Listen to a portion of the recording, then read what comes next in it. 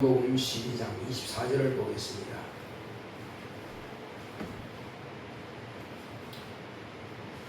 요한복음 12장 24절 한 절만 보겠습니다.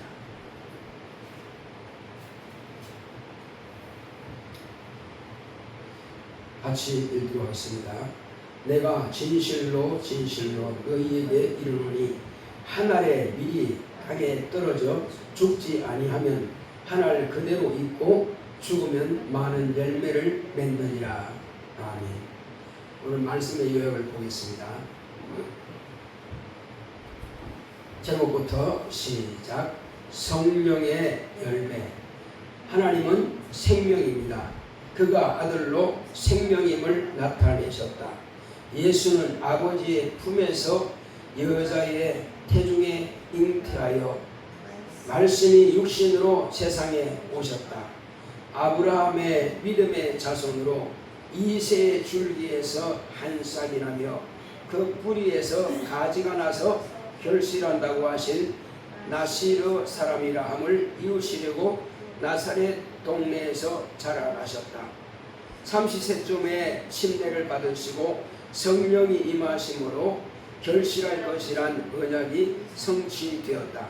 한 알에 미리 땅에 떨어져 죽으면 많은 열매를 맺는다 하신 말씀을 이루기 위해 나무에 달려 죽임 당하시고 땅에 묻히셨다가 부활의 첫 열매가 되셨다.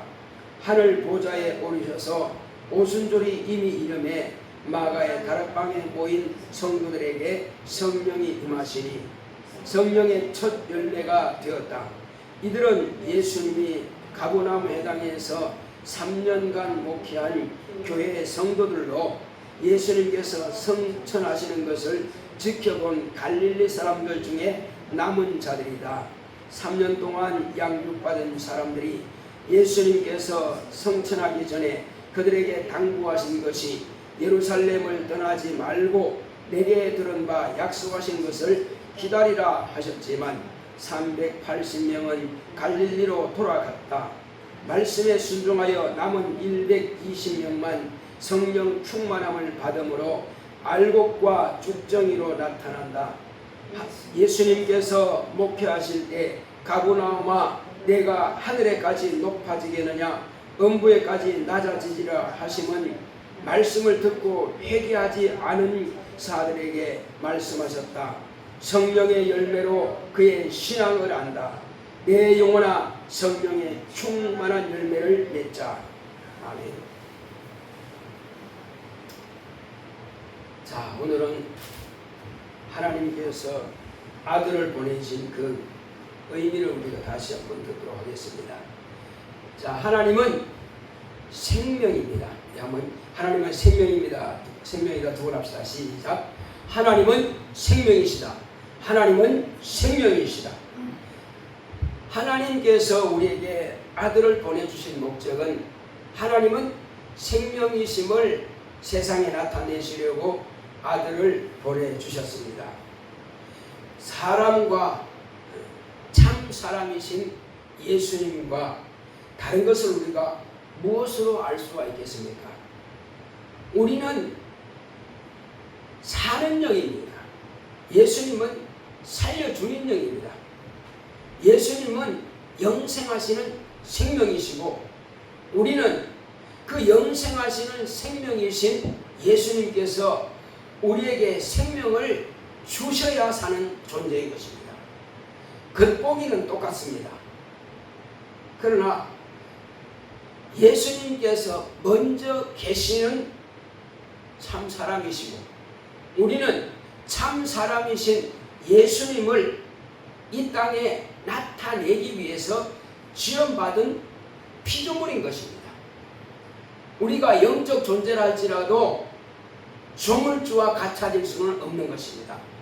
우리는 영적인 존재이지만 조물주께서 곧 우리에게 오신 예수님께서 우리를 지으신 그분은 조물주요 우리는 그분의 손에 의해서 지원받은 피조물인 것입니다. 오늘 우리가 이 맥주 감사주의를 통해서 하나님께서 우리에게 나타내시고자 하시는 그 거룩한 비밀을 알아야 할 필요가 있습니다. 예수님께서는 하나님께서 아브라함에게 내 씨로 말미암아서 천하 만민이 복을 받을 것이라 하신 대로 예수님은 아브라함의 믿음의 그 약속을 따라서 오신 분이십니다. 하나님께서 아브라함에게 약속하셨고 약속하신 그대로 아브라함의 믿음을 따라 오셨는데 그 자손 가운데 이새라고 하는 사람이 있습니다. 그런데 이사야 선지자는 이새의 뿌리에서 한 싹이 나며 이새의 뿌리에서 한 줄기에서 한 싹이 나며 또 이새의 뿌리에서 가지가 난다. 이런 말씀이 있습니다. 그 가지라고 하는 말을 다른 말로 표현하면 나시르라는 뜻이 있습니다. 나시르. 그래서 그들이 히브리어 말하면 그 나시르란 이제 가지다 이런 뜻이 있습니다. 그래서 그 가지가 나서 이새에서 가지가 나서 뭐한다? 열매를 맺는다. 결실한다 이런 뜻이 있습니다. 자, 그래서 그것을 이루기 위해서 나사렛이라고 하는 동네에서 자라나신 겁니다. 어떻게 해서 나사렛이라는 동네가 이름이 지어졌는지는 모릅니다. 그러나 어쨌든 그 뜻이 바로 가지란 뜻입니다. 그 뜻을 이루기 위해서 멀리 갈릴리로 가셔서 그 갈릴리 나사렛이라는 곳에서 자라나셨고 비로소 그가 자라나실 때 사람들은 몰랐습니다. 단지 목수의 아들이다. 그 정도밖에 몰랐어요. 또 마리아의 아들이다. 자, 그렇지만은 때가 참 하나님의 경륜을 하나님의 의도를 이루기 위해서 30이 되었을 때에 요단강에서 회개하라 하는 요한의 침례가 있었는 것입니다. 많은 유대인들이 요단강에 내려와서 요한으로부터 침례를 받았습니다. 그래서 요한이 침례를 받을 때에 모든 유대인들은 자기들이 다 아브라함의 자손이고 율법을 지켰기 때문에 자신들은 다 의인인 줄 알았는데 요한의 침례를 받는 순간 그들은 이제 죄인임을 깨닫게 되는 것입니다. 그런데 그때에 침례 받는 곳에 온 사람들이 있었어요. 바리새인들, 서기관들, 율법사들. 그 사람들이 저 사람이 뭐하나 하고 와서 구경하고 있습니다. 근데 그들은 요한으로부터 침례 받을 그런 마음이 없습니다. 왜? 우리는 다 의인인데 뭐라고 우리가 침례를 받아? 그래서 예수님께서 요한이 그들에게 말합니다. 그들을 보면서 이 독사의 자식들아, 너희가 뭐라 여기 왔냐? 회개에 합당한 열매를 맺고 우리가 아브라함의 자손이라고 하지 마라. 하나님께서 이 돌들 가지고도 등이 아브라함의 자손이 되게 하시리라. 그래서 회개에 합당한 열매가 그럼 뭐냐? 회개에 합당한 열매는 바로 침례 요한으로부터 침례받고 자신이 죄인임을 드러내는 것입니다. 유대인들이 요한으로부터 받은 침례는 죄인임을 드러내는 것이고, 그리고 그 유대인들 가운데서 곧 다시 말하면 죄인들 가운데 섞여서 나오시는 분이 계십니다. 그래서 그 요한은 그가 누군지 알지 못하지만 자기에게 침례를 주라 명령하신 분이 계신단 말이에요. 그 침례 요한에게 침례를 주는데 네가 침례 줄 때에 누구든지 네가 침례 받으러 오는 자 가운데에서 성령이 임하시는 것을 보거든 그가 무엇으로 침례를 주신 분인 줄 알라고 그랬어요? 성령과 불로 침례를 주시는 인물 알라. 이렇게 명령했단 말이에요. 자, 그래서 그가 누구인지를 알지 못하지만 계속 침례를 주면서 성령이 임하시는 것을 지금 마음에 담고 지켜보고 있습니다. 그런데 마침 자기 앞에 선 한 분이 계시더란 말이에요. 봤더니 자기와 가까운 친족이란 말이에요. 가까운 친족인데 어렸을 때부터 많이 만나고 듣고 이야기한 사람이에요. 그런데 그가 자기가 사모하고 기다리는 바로 세상의 구주인 줄, 메시아인 줄 어떻게 알았겠어요? 깜짝 놀란 거죠. 그 전까지는 그렇게 쉽게 대화하고 쉽게 말했는데 왜? 요한이 6개월 먼저 난 사람이에요. 예수님은 6개월 나중 난 사람이에요. 그러니까는 이종사초간이란 말이에요. 자, 그런데 자기 앞에 딱 서는데 하늘에서 성령이 임하시면서 천사들이 머리 위에 옹이하고 있다는 말이에요. 그러니까 천사들이 머리 위에 옹이하고 있는 거니까 이분이 성령으로 침례를 주실 분이구나 깨달은 겁니다. 그래서 너무나 당황해가지고, 황당은 아니고 너무나 당황해가지고 설마 그분인지 몰랐거든요. 그래서 그가 하나님의 아들이거든요. 그러니까 그걸 압니다. 그래서 얼마나 다급했으면은 주여, 내가 당신한테 침례를 받아야 할 터인데 어찌하여 나에게 침례 받으러 오십니까? 자기가 지금 이게 무슨 말 하는지도 몰라요. 분명히 침례 요한은 직분이 그에게 침례 주는 것이 목적이라는 거예요. 그게 자기 직분은 바로 그겁니다. 그런데 지금 그 말하고 있단 말이에요. 그런데 예수님께서 뭐라 하십니까? 이제 허락하라. 이와 같이 하는 것이 하나님의 의를 이루는 것이니라. 이렇게 말씀하신 겁니다. 그러니까 침례 요한이 예수님께 이제 침례를 주죠. 침례를 주고 이제 물에서 올라오니까 하늘에 있던, 머리 위에 있던 그 천사들이 밑으로 내려오는 것을 보고 예수님께서 보시죠.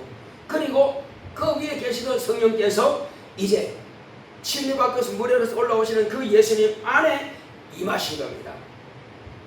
사람에게 최초로 아버지 안에 계시던 그 성령께서 아들 안에 임하신 것입니다. 자, 그러면 성령이 임하셨다라는 것은 죄가 있다는 겁니까? 죄가 없다는 증거입니까? 죄가 없다는 증거죠. 그러니까 그분은 의인이라는 것입니다. 오직 그분만이 의인인 것입니다. 자, 그래서 의인에게 성령께서 임하심으로 비로소 그가 성령이 임하셨으니까 성령으로 침례를 줄 수 있는 분이 된 것입니다. 그래서 예수님께서 물로 침례를 받은 것은 그가 성령과 불로 침례를 주실 분이심을 나타내시는 것이고, 다시 말하면 그는 누구다? 하나님의 아들이심을 이제 증거하시는 겁니다. 침례를 받았다는, 그 침례받은 것은 하나님의 아들로 세상에 나타내시는 겁니다. 이것이 물로 침례를 받으신 겁니다. 그와 같이 물로 침례를 받고 성령이 임하시고 동시에 또 한 가지 하늘로부터 음성이 들립니다. 이는 내 사랑하는 아들이요 내 기뻐하는 자라. 이렇게 말씀하신 아버지의 음성이 들린 겁니다. 자, 그때 이후로 예수님께서 이제 당신은 아버지 품에서 나오신 하늘의 미랄처럼 흙으로 지음받은 흙 속에 여자의 몸에 잉태하셨다가 이 땅에 이제 10달 만에 나오셨죠. 이제 싹이 난 것처럼 나오셨고 30년 동안 그 싹이 자라났습니다. 그리고 이제 당신이 확실하게 이제 완전히 알곡이 열매가 하나님의 아들이 이제 나타내버렸습니다. 완전히 익어버린 것입니다. 미리 익은 것처럼 완전히 익어버렸습니다. 자, 이렇게 익은 완전한 미랄이 됐습니다. 그때 완전한 미랄이 되었을 때에, 완전한 하나님의 아들로서 세상에 나타내셨을 때에, 충실한 열매가 되었을 때에 이제 그는 성령께서 그를 몰아내십니다. 광야로 몰아내서 40일간 금식하며 줄이시면서 마귀에게 시험을 받죠. 마귀는 자기 지식으로 또 때로는 하나님의 말씀을 인용해서 악용해서 예수님을 시험합니다. 그러나 예수님은 본래 그분은 하나님 아버지의 말씀이, 그는 말씀이 육신이 되어 세상에 나타내시는 하나님이십니다. 독생하신 하나님이십니다. 그러므로 마귀가 아무리 똑똑하고 뭐로 시험한다 할지라도 예수님에게는 당해낼 재간이 없습니다. 그분 자체가 하나님의 뜻이니까, 그 뜻을 이루러 오신 분이니까. 자, 그래서 그 모든 시험을 다 이기시고, 그러니까 마귀는 예수님 앞에 쫓겨났죠. 사단아 물러가라 하심으로 이제 쫓겨난 것입니다. 자, 사단이 예수님 앞에 패배하고 나서 가버나움 회당에 들어갔더니 어떤 역사가 있습니까? 가버나움 회당에 들어갔더니까 가버나움 회당에 앉아있던 사람들이 소리 지릅니다. 뭐로 소리 질러요? 당신은 하나님의 아들이십니다. 그 사람이 앉아있는 사람 속에서 귀신이 예수님은 당신은 하나님의 거룩한 자입니다 하고 고백합니다. 그 예수님께서 잠잠하라, 잠잠하라. 이때에 비로소 하나님의 아들이신 것을 마귀도 알아보고 귀신도 알아보고, 그러나 예수님은 잠잠하라, 그리고 그 사람에서 나오라 쫓아내버립니다. 이때로부터 예수님께서는 3년 반 동안 귀신을 쫓고 병을 고치고 마귀의 일을 멸하시는 일을 했습니다. 자, 그리고 이제 예수님께서 비로소 하늘의 밀은 그냥 있으면 하늘 그대로겠지만은 하늘의 밀이 땅에 떨어져 썩지 아니하면 그대로 있고 썩으면 많은 열매를 맺느니라 하신 그 말씀을 이루기 위해서 나무에 달리셨습니다. 나무에 달리셔서 이제 죽임을 당하신 겁니다. 자, 이때 전에 예수님께서 뭐라 하십니까? 제자들에게 말씀을 증거하시면서 하시는 말씀이, 내가 또 다른 침례를 받아야 할 터이다. 또 다른 침례가 뭐냐는 말이에요. 또 다른 침례. 자, 물로 침례를 받았으면 됐지 무슨 침례를 또 받느냐는 것입니다. 예수님께서 말씀하신 또 다른 침례가 뭘까요? 또 다른 침례는 예수께서 세상을 구원한 구주로 드러내기 위해서, 하나님 아버지의 말씀 안에 들어가기 위해서, 완전히 하나님 아버지의 말씀이 완성하기 위해서, 다 이루기 위해서는 나무에 달려 죽는 것이 또 다른 침례인 것입니다. 그래서 또 다른 침례인 나무에 달려서 못을 박히시고 가시 멸류관 쏘고 채찍을 받으시고 손과 발에 못을 박히고 창에 옆구리 박혀서 이제 물과 피를 다 쏟아내는 것입니다. 이것이 아버지의 말씀을 완성하는 것입니다. 또 다른 침례예요. 그래서 그의 죽임 당함을 인하여서 또 다른 침례가 완성되는데, 자, 예수님의 첫 번째 물로 침례받는 것은 하나님의 아들을 세상에 드러내는 것이고, 또 다른 침례로서 이제 죽음과 3일 만에 부활하심을 통해서 이는 그리스도로서의 사명을 완성하는 것입니다. 또 다른 침례를 받지 않았다면 그리스도의 사명이 완성됩니까? 안 됩니까? 당연히 안 되죠. 그래서 예수님은 또 다른 침례를 통해서 아버지의 말씀을 완성하는 것이고 그리스도의 사명을 완성하는 것입니다. 그의 죽음이 없다면 부활이 없고, 부활이 없다면 부활의 첫 열매가 될 수 없죠. 자, 그래서 예수님께서 부활하심으로 온 세상 인류에게 부활이라고 하는 것이 있다고 하는 것을 보여주신 것입니다. 사람은 죽으면 반드시 부활한다고 하는 것을 보여주시는 것이에요. 그래서 예수님은 부활의 첫 열매가 되신 것입니다. 자, 그리고 제자들에게 올라가시면서 너희는 몇 날이 못 되어서 내게 들은 바 아버지의 약속하신 것을 너희들에게 보내주겠다. 그러므로 너희들은 바로 그 보혜사 가라. 단 예루살렘을 떠나면 안 된다. 예루살렘을 떠나지 말고 내게 들은 바 약속하신 성령을 기다리라 했습니다. 왜 예루살렘을 떠나지 말고라고 했을까요? 그 예루살렘이라고 하는 것은 아브라함이 이삭을 하나님 앞에 모리아산에서 바친 곳이 바로 예루살렘인 것입니다. 그리고 이제 이 복음은 구원이 어디로부터? 예루살렘으로부터 출발한다고 그랬어요. 구원이 예루살렘에서 나온다고 그랬어요. 그래서 예루살렘에서, 그러니까 예수님께서 말씀하신 대로 모든 선자가 예루살렘 밖에서는 죽는 법이 없느니라. 예루살렘에서 죽는다는 겁니다. 그럼 마찬가지로 예수님도 왕이요 대제사장이요 선자거든요. 그래서 선자는, 예수님은 예루살렘에서 죽는 것입니다. 왜? 여기로부터 복음이 전파되기 위해서 여기서 죽으셨고 여기서 부활하셨고, 그리고 제자들도 여기서 비로소 복음이 출발하는 거예요. 그래서 예루살렘을 떠나지 말라. 그래서 예수님께서 구원을 완성하신 예루살렘, 바로 구원을 완성하신 그 예루살렘에서 떠나지 말라고 말씀하셨습니다. 근데 떠나지 말라고 했으면은 예수님께서 3년 반 동안에 어디서 목회하셨어요?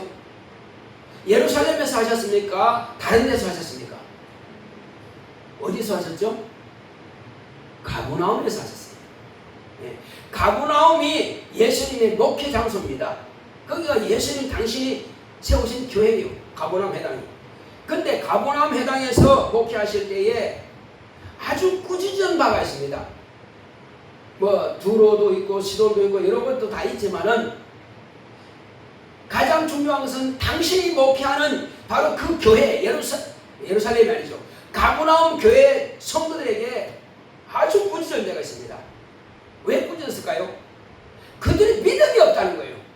아니 지금 하나님의 아들 곧 하나님으로부터 말씀을 계속 듣고 3년 동안이나 말씀을 듣는데도 불구하고 믿음이 없단 말이에요. 그래서 예수님께서 가버나움아 말씀하신 겁니다. 너희가 하늘에까지 높아지겠느냐? 교만하라는 거예요. 믿음 있는 사람이 교만합니까? 겸손합니까? 믿음 있는 사람은 교만할 수가 없어요. 겸손합니다. 그런데 그들이 교만해서 말씀을 듣고도 행치 않는단 말이에요. 행치 않는다는 것은 그 말씀을 무시하는 겁니다. 그 교만해서 그런 거예요. 그래서 너희가 스스로 의롭다 하느냐? 너희 의가 하늘에까지 올라갈 수 있다고 생각하느냐? 아니다. 너희들은 음부에까지 낮아지리라 하고 주님께서 꾸짖은 겁니다. 그래서 그들이 교만한 자와 이제 겸손한 자가 딱 분리되는 것이 언제냐?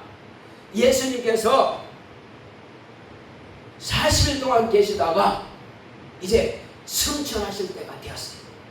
그래서 예루살렘 베다니에서 이제 승천하실 때에 당신이 목회하셨던 그 갈릴리 사람들 500명이 다 왔습니다. 이제 다 와서 이제 보는 겁니다. 보니까 예수님께서 그 말씀을 다 하셨거든요. 다 하셨거든요. 뭐라 했습니까? 예루살렘을 떠나지 말고 내게 들은 바 약속하신 성령을 기다리라고 말씀하셨다. 자, 그 말씀을 들은 사람들이 들었으면은 이제 예수님께서 말씀하시고 축복하실 때에 하늘로 천사들로부터 들려움을 받는 겁니다. 하늘로 승천하는 것을 봤어요. 그러면 500명 전체가 다 하늘로 올라가는 걸 봤는데, 그리고 밑에서 흰옷 입은 두 사람이, 곧 천사가 예루살렘 사람들아 어찌하여 하늘로 올려오신 예수를 쳐다만 보고 있느냐? 너희들이 하늘로 올려오신 예수를 본 그대로 다시 오시리라. 그렇게 천사들이 말했단 말이에요. 그러면 분명히 예수님께서 그렇게 다시 오실 줄로 믿는다면은, 올라가는 성을 봤으면은 이제 예수님께서 말씀하신 마지막 유언은 그들이 실천해야 될 게 아니냐는 말이에요. 그렇게 청개구리가 말이요, 자기 엄마 말 안 들었다고 그렇게 말 안 듣던 그 청개구리도 엄마가 마지막에는 내가 죽거든 저 강가에다가 묻어다오 하니까 평생 엄마 살아계실 때는 속삭이면서 엄마 말 안 들었어. 그러더니 마지막 엄마의 유언이 어떻게 했어요? 그 말한 대로 강가에다 묻었어. 근데 엄마는 왜 그렇게 강가에다 묻어 달라고 그랬을까요? 그렇게 말하면 청개구리는 틀림없이 산에다 묻을 것 같거든. 근데 그거만큼은 효도하더라고 또 강가에다 묻어버렸네. 그 강가에 묻어놓으니까 홍수가 나고 비가 오면 어떡해요? 아이고 우리 엄마 몇 대 내려가겠네요. 그래서 개불개불 한다는 거예요. 겨울 때 되면은. 아니 청개구리 새끼도 그렇게 엄마의 말에 효도하는데 말이요. 근데 가브라움 사람들은 380명은 어째서 기다려라 했음에도 불구하고 가는다는 말이요. 몇 날이 못 되어서 내가 아버지 약속하신 성령을 보내주겠다고 약속하셨는데 그 성령을 왜 받아야 됩니까? 알고가 죽정이가 나눠지니까 말이요. 알고가 죽정이 나눠지니까. 그래서 죽정이 되지 말라는 것입니다. 믿음이 없으면 말씀을 듣고도 실천할 능력이 없어. 불순종해. 교만하기 때문에 그럽니다. 교만하고 말씀을 무시하고 불순종하는 자가 천국에 들어갈 수 있습니까? 그게 알고들 할 수 있어요? 자기들 그러죠. 우리는 믿습니다. 우리는 아브라함 자손이니까 우리가 의인이 맞죠 하고 큰 소리 치겠으나 380년 돌아갔어요. 마지막 유언 같은 그 말씀을 듣지 않고 돌아갔어요. 그 사람들은 객관적으로 우리가 볼 때 어떤 사람이에요? 쭉정입니까? 알곡입니까? 그들은 쭉정이라고 볼 수 있습니다. 이후에 다시 예수가 안 됐으면 돌아가시니까. 자, 남은 사람 몇 명 남았어요? 3분의 1도 안 되는 120명입니다. 이 120명은 그대로 남아서 예수의 모친과 동생들과 제자들, 심지어는 예수의 그 동생들도요, 예수님이 살아계실 때는 얼마나 속식인지 모릅니다. 미쳤다 하고 잡으러 오고 몇 번이나 말이요. 어머니는 뻔히 알지만은 어머니 가시죠 하고 그렇게 잡아러 오고 있습니다. 자, 그런데 예수님이 성천하시고 마지막 유언과 같은 그 말씀을 듣고는 그렇게 속식 있던 동생들도 모친과 함께 예루살렘을 떠나지 않고 어디 있었어요? 마가의 다락방에서 함께 기도하는 것입니다. 제자들도 11명이 예수님 부활했을 때는 여자들이 전하는 것을 듣고도 아이고 듣기에는 부활은 무슨 부활? 내가 손에 장을 치지 이렇게 말한 것처럼 말이에요.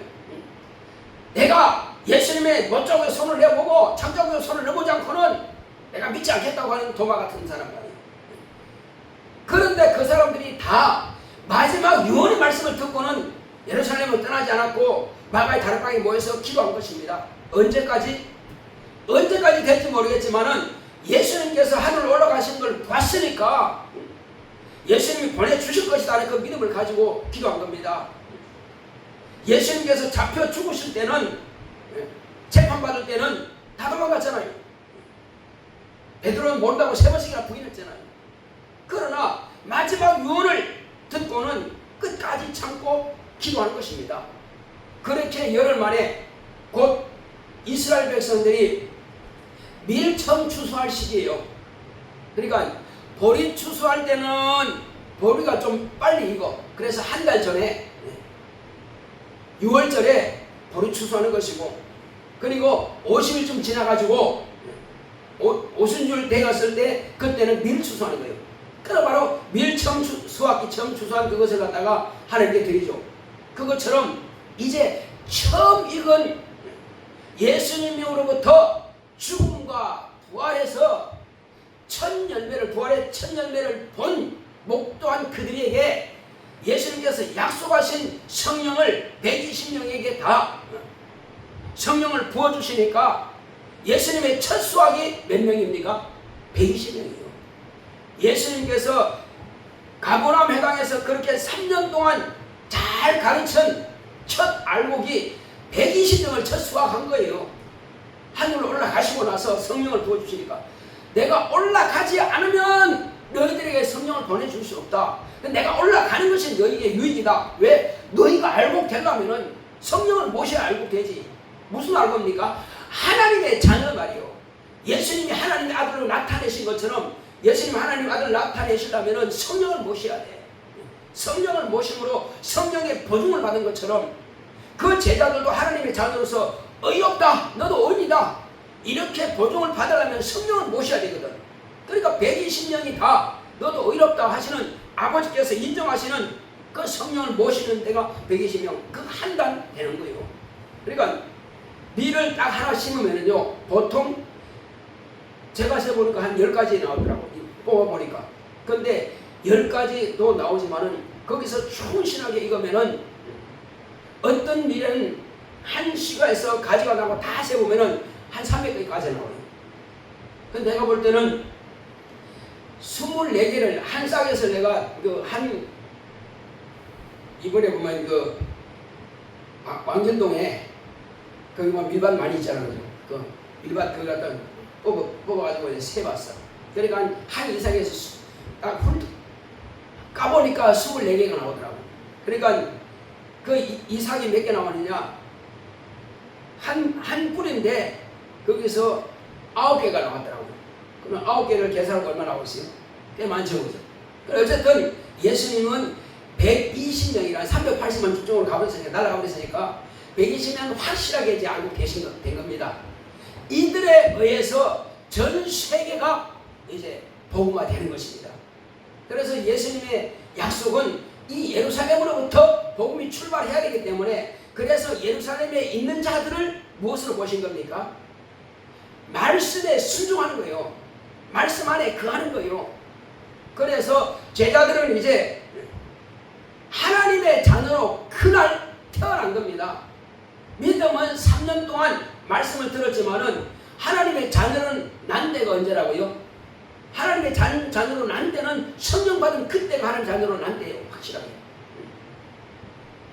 다 예수님을 보았다고 해서 그들이 다 구원받습니까? 내가 천사들과 함께 오는 것을 볼 자가 있다 그랬습니다. 그럼 보지 못할 자가 있거든요. 보지 못할 자가 누구요? 성령과 함께 오는 것을 볼 자들은 성령 받는 11명의 제자를 말하는 것이고, 보지 못할 자는 가룟유다를 말하는 거예요. 성령 받지 못했으니까. 바로 그와 같은 거예요. 자, 그래서 이제 예수님께서 보내주신 그 성령을 모신 자들은 전부 다 알복으로 난 것입니다. 그때로부터 이미 들은 그 복음을 담대하게 이제 전하기 시작합니다. 자, 그래서 내가 받을 침례가 따로 있으니 말씀하신 것처럼 이 제자들도 예수로부터 성령을 모심을 통해서 완전히 말씀 안에 들어간 것입니다.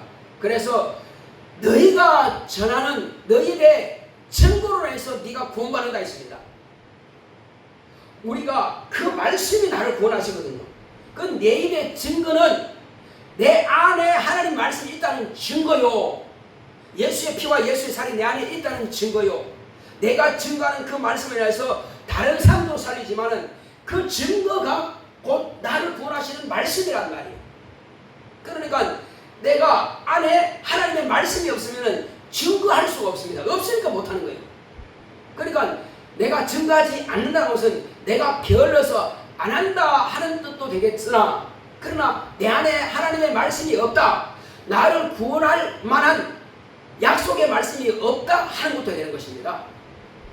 그래서 누구든지 자기를 구원받은 자라고 인정한다면은 당연히 자기를 구원하신 그 말씀을 자기 입으로 말할 수 있어야 되는 것입니다. 나는 구원받은 자다 한다면 어떻게 구원받았느냐?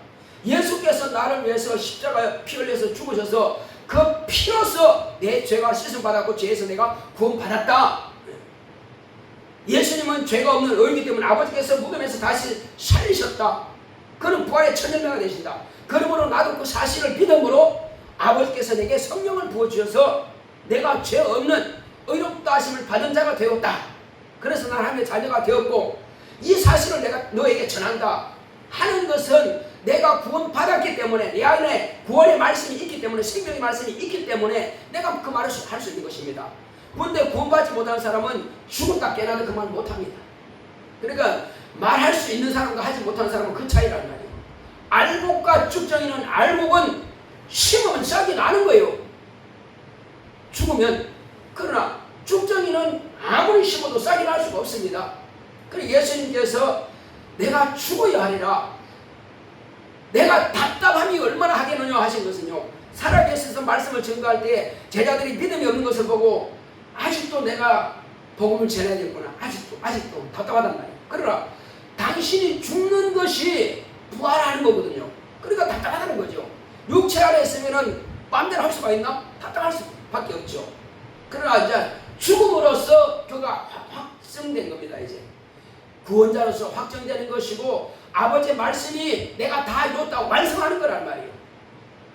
그래서 예수님의 마지막 침례는, 또 다른 침례는 바로 십자가에 박혀 죽는 것입니다. 죽어야 아버지께서 그를 다시 살리시죠. 마찬가지입니다. 제자들도 이제 예수의 이름으로 침례를 받았고 하나님의 자녀라고 하는 것을 성령으로 이제 거듭났으니까 자녀라는 것을 표시를 내었습니다.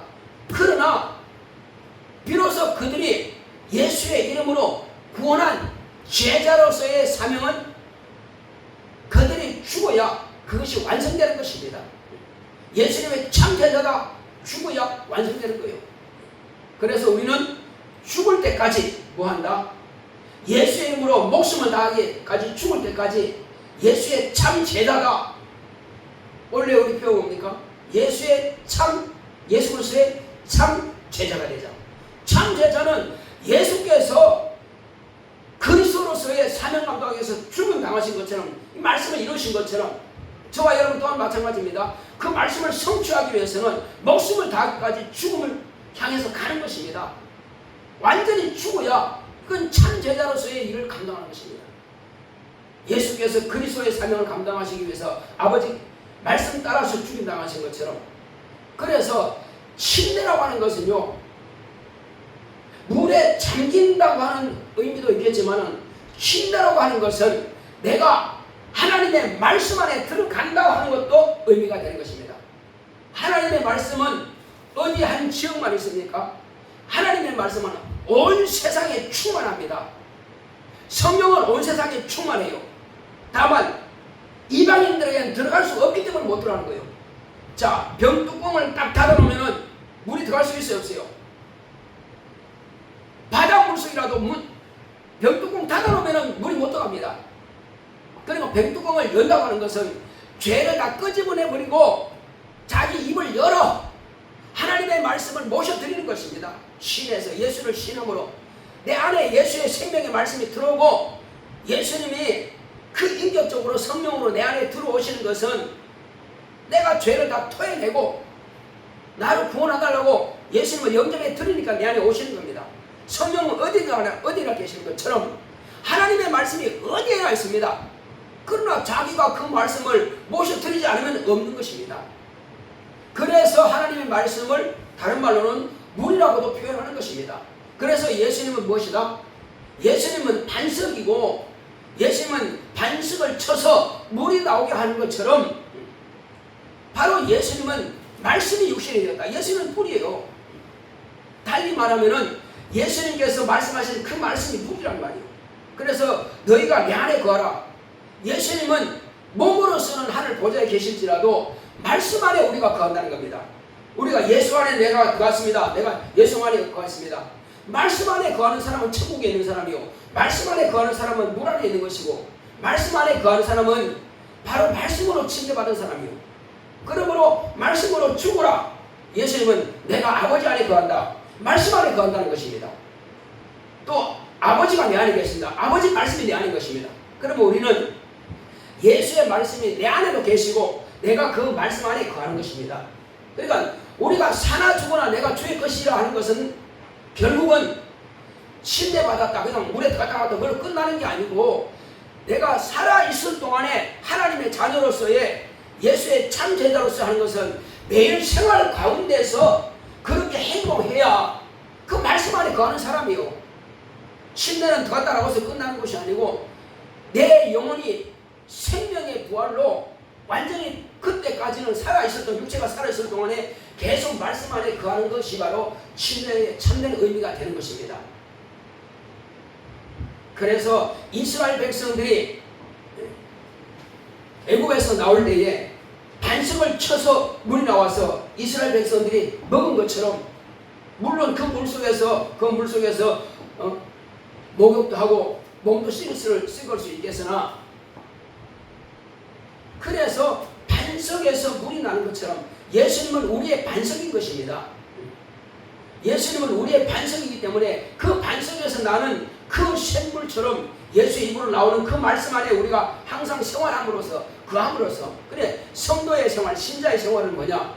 예수의 말씀 안에 거하는 것이 신자의 생활입니다. 어떻게 거하는 것이 진짜 거하는 것이냐? 그 진리의 말씀을 내가 증거하고 가르치고 그 말씀이 내 안에서 이루어지기 위해서 봉사하고, 그렇게 함으로 해서 내가 그 말씀 안에 거하는 것입니다. 온전한 하나님의 자녀로서의 침례가 또 다른 침례를 우리가 이루어 가는 것입니다. 육체가 다는 그날까지 또 다른 침례를 이루는 거예요. 예수님께서 십자가에 못 박혀 죽으셨다고 부활하신 것처럼, 그것이 바로 내가 다 이뤘다 말씀하신 것처럼, 우리가 다 이루기 위해서는 살아있을 동안에 끊임없이 그 일을 계속 진행해 가는 겁니다. 그래서 내 입의 말로 의롭다함을 받고 내 입의 말로 정죄함을 받으리라. 내 입의 말로 내가 나를 구원받는 것입니다. 구원의 말씀을 증거하니까, 생명의 말씀을 증거하니까, 사실 하나님 아들 예수 그리스도의 보혈의 증인이 됐으니까 바로 그겁니다. 이것이 바로 우리가 나도 살아있는 하늘의 미랄로, 충실한 미랄로 바로 하나님의 자녀가 된 증거가 나타나는 것입니다. 이것이 오늘 매주감사주일의 참된 의미입니다. 자, 그래서 우리 이 시간 기도할 때는 주여, 나로 하여금 이 땅에 사는 날 동안에 예수님께서 또 다른 침례를 받으신 것처럼 내가 하나님 아들 예수 그리스도의 말씀 안에 거함으로써 물에 들어갔다가 나오는 것이 아니라 그거는 끝까지 내 육체가 다는 그날까지 이 사명을 감당할 수 있도록 주여 나에게 명하신 또 다른 침례를 내가 이루어가기 원합니다. 내가 전한 그 말로 인해서 내 영혼이 구원받고 또 다른 사람들을 구원할 수 있도록 나를 사용하소서. 다 같이 기도하겠습니다.